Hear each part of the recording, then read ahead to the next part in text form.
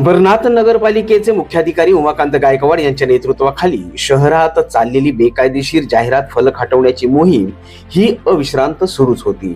अतिक्रमण विभाग प्रमुख नरेंद्र संखे आणि मिळकत विभागाचे सचिन गायकवाड यांच्या नेतृत्वात अंबरनाथ पूर्वेला बी कॅबिन रोड वेलफेअर सोसायटी आणि हुतात्मा चौक ते स्टेशन या परिसरातील अनेक बेकायदेशीर होर्डिंग्स आणि त्यांचे सांगाडे यावेळी काढण्यात आले। एकीकडे या कारवाईत अनेक राजकीय सामाजिक कार्यकर्ते अडथळे निर्माण करत असताना दुसरीकडे मात्र शिवसेनेचे युवा नेते निखिल चौधरी हे स्वतः अशा बेकायदेशीर बॅनर होर्डिंग काढण्यासाठी प्रशासनाला मदत करत होते। त्यांनी या प्रशासनाच्या कारवाईचं कौतुक देखील केलं आहे।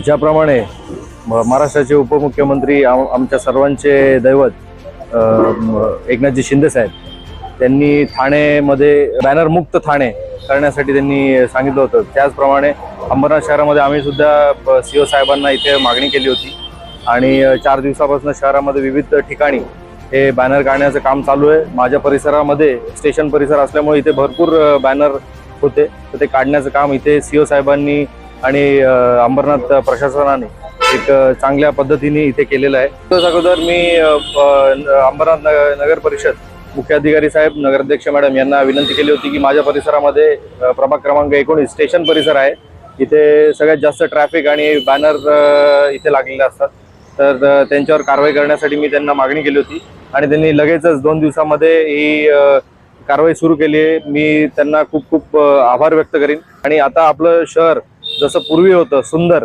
तसंच दिसेल आणि आवश्यक बॅनर जर असतील तर त्यांनी नगरपालिकेला पैसे भरून त्यांचे बॅनर लावावे, अनधिकृत बॅनर लावू नये।